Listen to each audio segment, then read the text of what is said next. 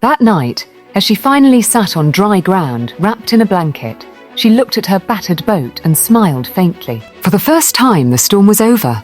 Inside and out, the floodwaters took weeks to recede, leaving behind a town that looked nothing like the one Ray had grown up in.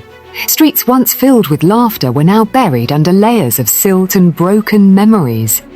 The air smelled of damp wood and loss, yet amid the ruins there was gratitude, a deep, unspoken kind that lived in every survivor's eyes.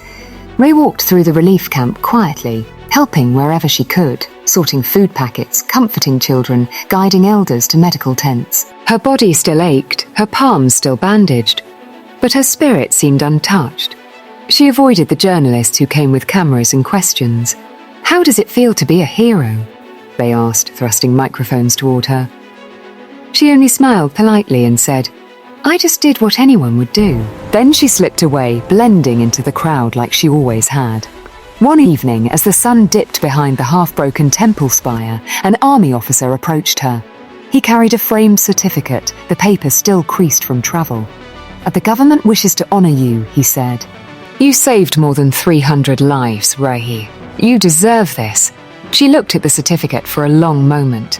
It was beautiful, gold lettering, her name printed in bold. But instead of pride, she felt a quiet heaviness. "Thank you," she said softly, "but I didn't do it for recognition." The officer smiled knowingly. Real heroes never do. In the weeks that followed, people rebuilt their homes, schools reopened, and laughter slowly returned. Yet, one morning, as she sat by the riverbank, now calm and shimmering again, a little girl ran up to her, holding a paper boat. "Miss Ray," she said shyly, "I made this for you. Like your boat, the one that saved us." She knelt down, took the fragile paper vessel and smiled. "It's beautiful," she whispered, setting it afloat on the gentle current. As the boat drifted away, she realized something profound. Sometimes the quietest acts ripple the farthest. The world called her a hero. The newspapers wrote her name in bold. But in her heart, she was still just the girl who couldn't stand by and watch others drown. And that was enough. Months later, when the river had calmed and the scars of the flood had faded into the soil, Aarohi's story became a legend whispered across villages and classrooms. Children grew up hearing about the girl with the boat, the 18-year-old who had no uniform, no rank, no rescue gear, yet had done what trained men with machines sometimes couldn't. But for Aarohi, life went back to its quiet rhythm, far. She returned to her school, to her books, to her small world that once seemed ordinary. Sometimes, during the monsoons, she would stand by the river and listen to its murmur. It no longer frightened her. It reminded her of strength.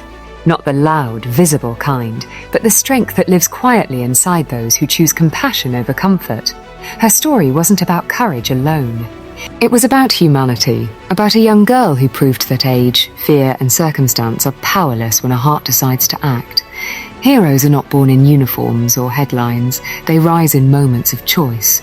When one heart dares to move while others freeze, remember, Remember that courage can wear the face of an 18-year-old girl.